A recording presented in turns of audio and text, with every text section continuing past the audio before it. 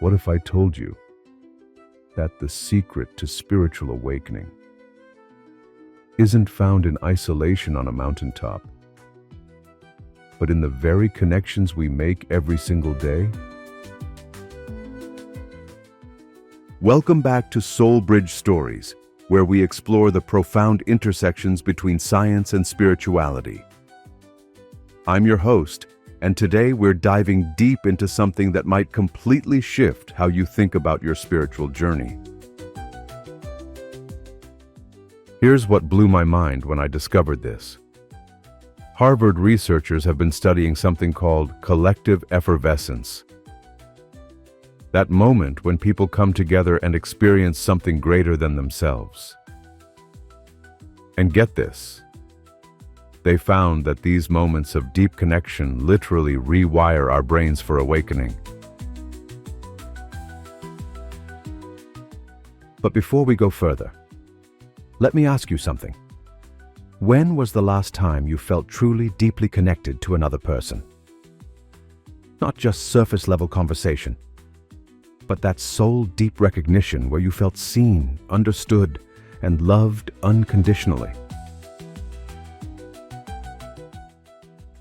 If you're struggling to remember, you're not alone. And here's why this matters more than you might think.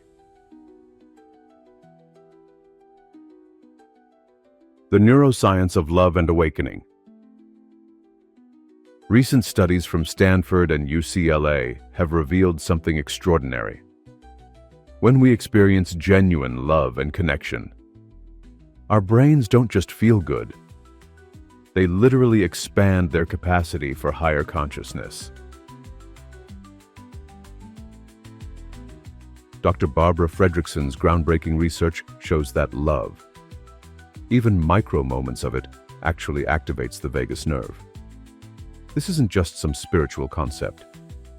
This is a measurable scientific fact. The vagus nerve connects our heart, brain, and gut, creating what scientists now call the physiological foundation of compassion. Think about this. Every time you truly connect with someone, every moment of genuine love you experience, you're literally upgrading your nervous system for awakening. It's like installing spiritual software updates. But instead of downloading them, you're love-loading them.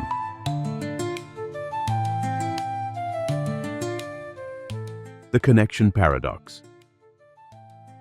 Now here's where it gets really interesting, and a little counterintuitive. Most spiritual traditions talk about transcending the ego, letting go of attachments, finding that pure individual consciousness. And while there's truth in that, neuroscience is showing us something fascinating. The very act of deeply connecting with others, of loving without conditions, naturally dissolves the boundaries of the ego. You don't have to fight the ego. You can love it into transformation. Dr. Richard Davidson at the University of Wisconsin found that people who regularly practice loving-kindness meditation show increased activity in areas of the brain associated with empathy, emotional processing, and get this, enhanced states of consciousness. The mirror neuron magic. Here's something that will blow your mind. We have these things called mirror neurons, and they're basically the biological basis of empathy. When you see someone experiencing joy, love, or even awakening, your mirror neurons fire as if you're experiencing it yourself. This means, and this is huge, awakening is literally contagious. When you connect deeply with someone who's experiencing higher states of consciousness, your brain starts mirroring those states. It's like spiritual peer-to-peer downloading.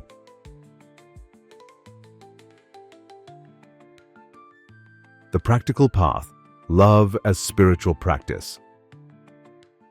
So how do we use this knowledge? How do we make love and connection our actual spiritual practice? First, let's redefine what we mean by love.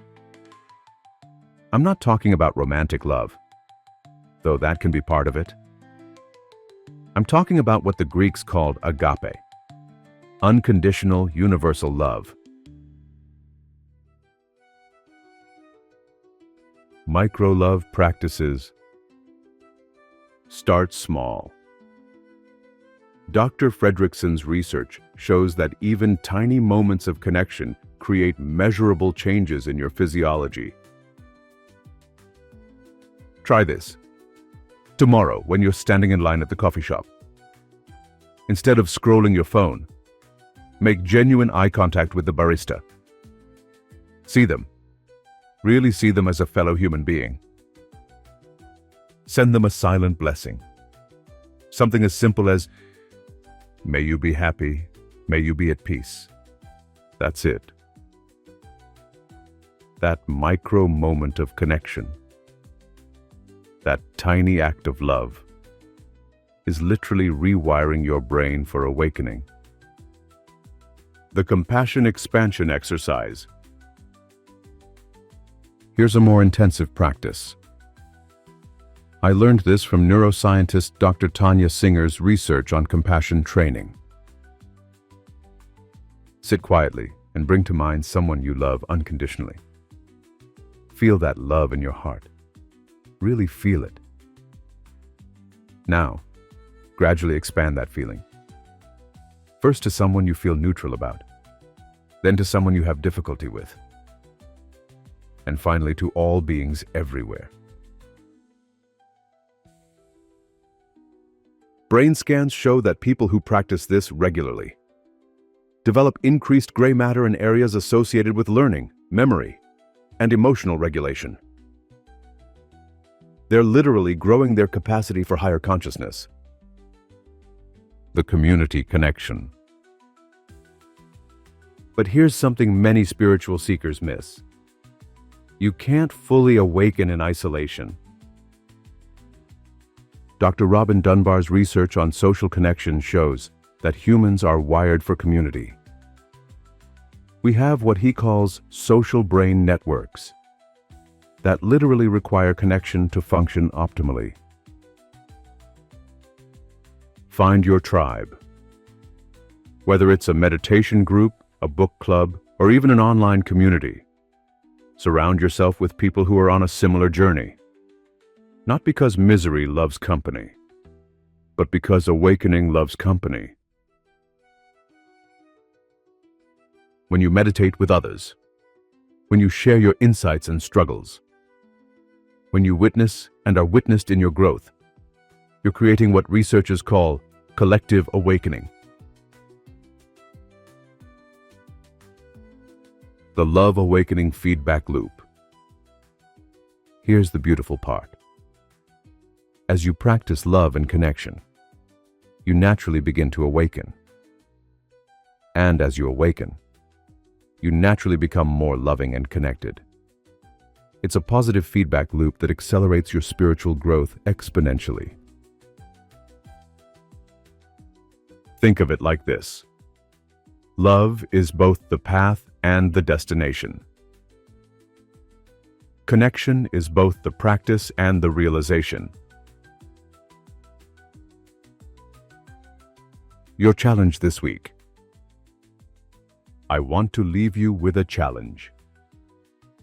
This week, I want you to conduct your own love experiment.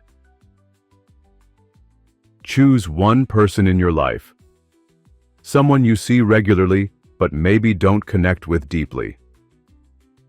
It could be a family member, a coworker, even a neighbor. Each day this week, find one way to show them genuine love and connection. It doesn't have to be big. A sincere compliment, a moment of really listening, a small act of kindness.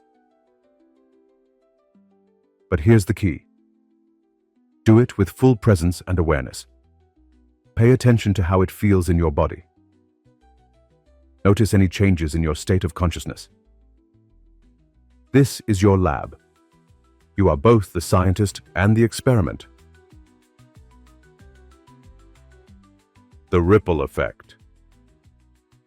Remember, every act of love, every moment of genuine connection, creates ripples that extend far beyond what you can see. That barista you really saw? They might go home a little happier. Treat their family a little kinder. That family member you connected with? They might carry that feeling of being loved into their next interaction. You're not just awakening yourself. You're awakening the world, one connection at a time. Love isn't just part of the spiritual path. Love is the spiritual path. Connection isn't just nice to have. It's the very mechanism through which consciousness evolves. So go out there and love boldly. Connect deeply. Awaken together. If this resonated with you, hit that like button and let me know in the comments. What's one way you're going to practice love as a path to awakening this week? And don't forget to subscribe and ring that notification bell, because we're building a community here, a soul bridge between science and spirituality, and I'd love for you to be part of it. Until next time, keep loving, keep connecting, and keep awakening.